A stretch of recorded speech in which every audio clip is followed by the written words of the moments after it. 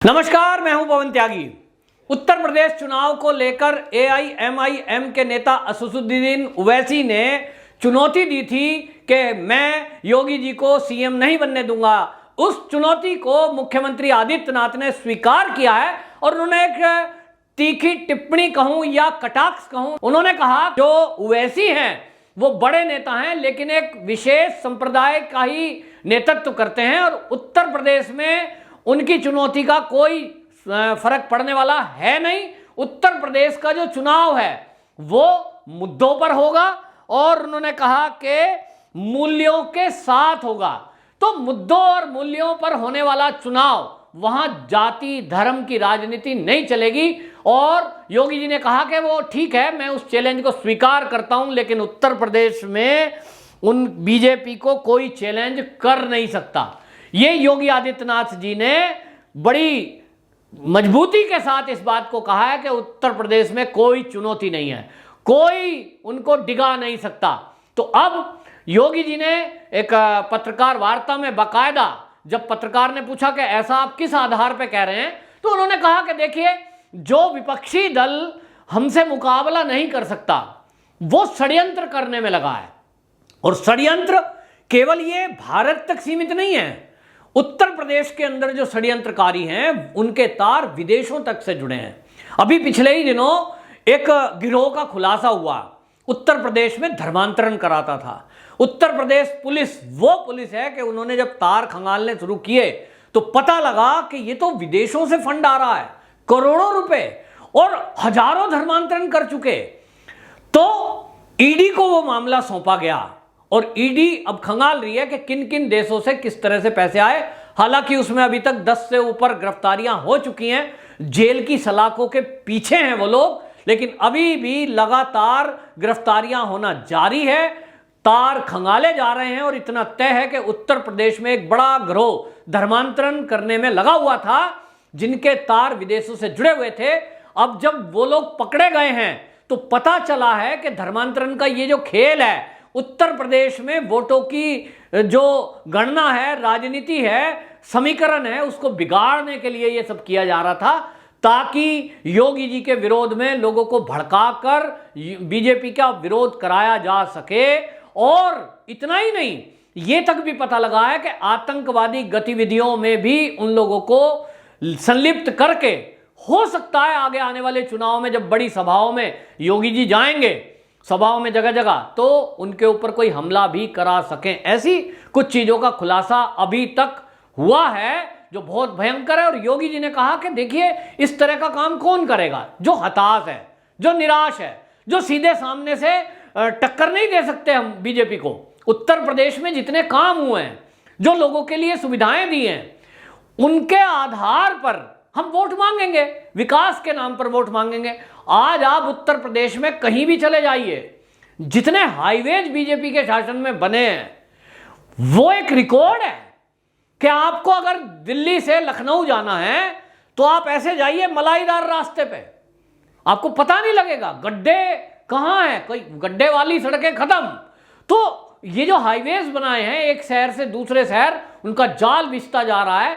और आप देखिए, सबसे बड़ी बाधा जिन लोगों ने साजिश करी थी कि राम मंदिर पर हर साल उसकी बरसी मनाई जाती थी, आज बाबरी ढांचा ढाएगा। कांग्रेसी और कम्युनिस्ट हर साल ये कोशिश में रहते थे कि इस दिन दंगा करा दिया जाए, याद दिलाएंगे, 20 साल हो गया, लेकिन उसको याद दिलाएंगे बार बार कि बाबरी ढांचा टूटा था, किन्होंने तोड़ा, आरएसएस वालों ने तोड़ा, बीजेपी वालों ने तोड़ा, दंगा करो। मतलब इनकी कोशिश रहती थी। आज वो योगी जी और मोदी जी के नेतृत्व में उस बरसों पुराने पेंडिंग केस को सुलझा लिया गया और ऐसा सुलझाया कि जिस दिन सुप्रीम कोर्ट का फैसला आया, जो लोग उम्मीद कर रहे थे कि उत्तर प्रदेश में दंगे हो जाएंगे, कोशिश कर रहे होंगे अंदर अंदर कि जैसे ही फैसला हिंदुओं के पक्ष में आए, तुमको प्रदर्शन करने, बवाल करना और कहना है हमें यह फैसला स्वीकार नहीं है। कुछ वैसी जैसे नेताओं ने शुरुआत की दंगा कराने की मंसूबे से, उन्होंने बयानबाजी की, इस बयान से हम इस फैसले से संतुष्ट नहीं है, बोलना ही था। लेकिन मजाल है उत्तर प्रदेश के अंदर कोई चुड़िया भी पर मार पाई हो। उत्तर प्रदेश में जिस तरह का शांति प्रिय माहौल उस दिन रहा जिस दिन राम मंदिर का फैसला आया। ऐसा माहौल तो कभी रहा ही नहीं। कोई किसी मोहल्ले में कोई विरोध प्रदर्शन नहीं। ये कैसे हुआ? ये हुआ है योगी जी के कुशल नेतृत्व से, योगी जी की कानून व्यवस्था से, योगी जी के प्रशासन की कुशल और रणनीति से। तो लोगों से बात की गई। आपको पता है, मैं उत्तर प्रदेश का रहने वाला हूं और कुछ मीडिया के कर्मी दोस्त भी हैं और न्यूज़ में भी पढ़ते थे, हम देखते थे। उत्तर प्रदेश में बाकायदा इसकी तैयारी कर ली गई थी कि चाहे पक्ष हो या विपक्ष, ये फैसला आएगा तो ना तो हिंदू प्रदर्शन करे अगर विरोध में आ गया, और ना मुसलमान प्रदर्शन करे अगर उनके विरोध में आ गया। दोनों पक्षों के लोगों से, जहां एक तरफ विश्व हिंदू परिषद के लोगों से, बजरंग दल के लोगों से भी उत्तर प्रदेश का प्रशासन लगातार मीटिंग कर रहा था, वहीं मुस्लिम समुदाय के लोगों से भी मौलवियों को बुला बुलाकर मस्जिदों में बैठकर मस्जिदों से बाकायदा मीटिंग की गई और यह कहा गया कि फैसला कुछ भी आए, हमें शांति बनाए रखनी है क्योंकि हमें और आपको यहीं रहना है। तो उसका असर देखिए। जिन योगी जी को हिंदुओं का कट्टर हिंदू, मुस्लिम विरोधी कहकर के प्रचार किया जाता था, आज वहां कोई ऐसा बोलता नहीं है क्योंकि आज 5 साल लगभग हो गए योगी शासन को। तो इसलिए योगी जी ने गिनवाया कि भाई ये जो विरोधी लोग हैं इनके पास कोई मुद्दा नहीं है, राम मंदिर का मुद्दा बचा नहीं, विकास धड़ाधड़ हो रहे हैं, नौकरी बिना रिश्वत के भर्तियां हो रही हैं, बच्चियों की सुरक्षा के लिए जो लव जिहाद कानून बनाया गया है उसमें कड़ी सजा है और छुटकारा नहीं मिलता है। बहुत सारे लोग, एक बच्चियों ने जिन्होंने फोन कर दिया है, केवल एक फोन कॉल करिए आपको सुविधा मिलेगी, आपको कानूनी सहायता मिलेगी, और जो जिहादी मानसिकता के लोग हैं वो जेल में जाएंगे। उसके कारण आज उत्तर प्रदेश की लड़कियां अपने आप को सुरक्षित महसूस कर रही हैं। ऐसा बढ़िया कानून बना है, और तो और दंगे करने वालों की संपत्तियां जब्त होंगी। तो काम पर अगला इलेक्शन आएगा, ये इशारा योगी जी ने किया है। जो प्रेस वार्ता हुई है, जो मीडिया में आकर योगी जी ने बोला है, उन्होंने एक तरह से अपना विजन क्लियर कर दिया है 2022 के चुनाव में कौन से मुद्दे भाजपा की तरफ से रहेंगे। वो मुद्दा विकास का रहने वाला है और भ्रष्टाचार का तुलनात्मक अध्ययन होना चाहिए। मैं कहता हूं यह भी मुद्दा बनेगा। हालांकि योगी जी ने, देखिए वो मुख्यमंत्री हैं, लेकिन हम देख रहे हैं जितनी भर्तियां हुई हैं, पहले तो सुनते थे भर्तियों में घोटाला हुआ, फिर वो कोर्ट में चला गया और कोर्ट से फिर वो अटका हुआ है, ना इधर बच्चे ना उधर, ना कहीं फार्म भर सकते ना वो रुक सकते। क्यों? घोटाले घपले की शिकायत होती थी, कहीं भर्ती में घोटाला हुआ है, कहीं शिकायत है। आज की डेट में आप देखिए अड़ंगा अटकाया जा रहा है।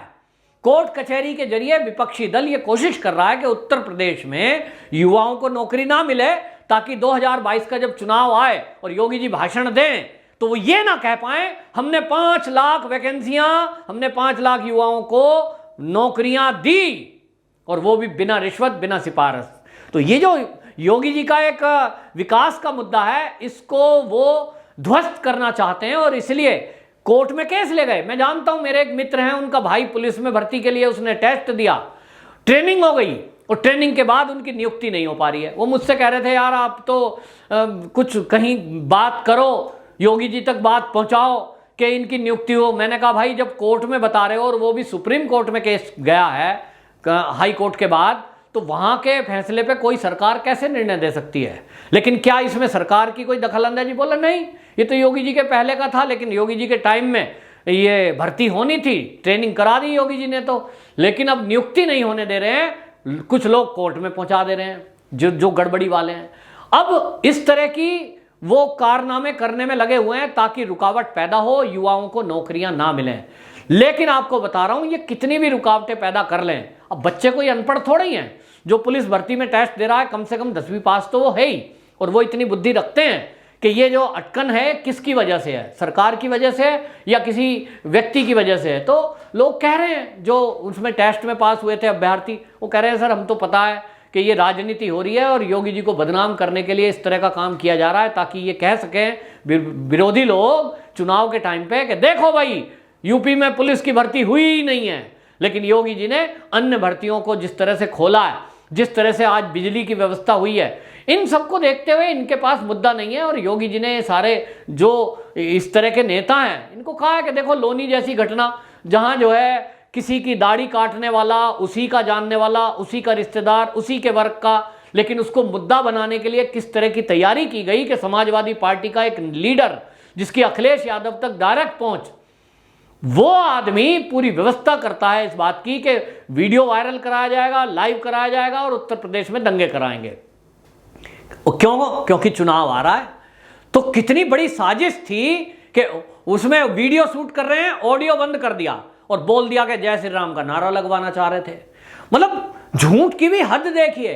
ये तो धन्यवाद है उत्तर प्रदेश की पुलिस का कि केस का खुलासा हो गया, वरना तो लोग यही सोचते कि भाई उत्तर प्रदेश में तो वास्तव में अत्याचार हो रहा है योगी राज में। तो ये जो विरोधी दल हैं, ओवैसी जैसे टाइप के लोग, इनके पास कोई मुद्दा नहीं बचा। योगी जी ने चैलेंज स्वीकार किया है और इस चैलेंज पर निश्चित रूप से मेरा विश्वास है, उत्तर प्रदेश की जनता का विश्वास है कि योगी जी 100% खरा उतरेंगे। वंदे मातरम।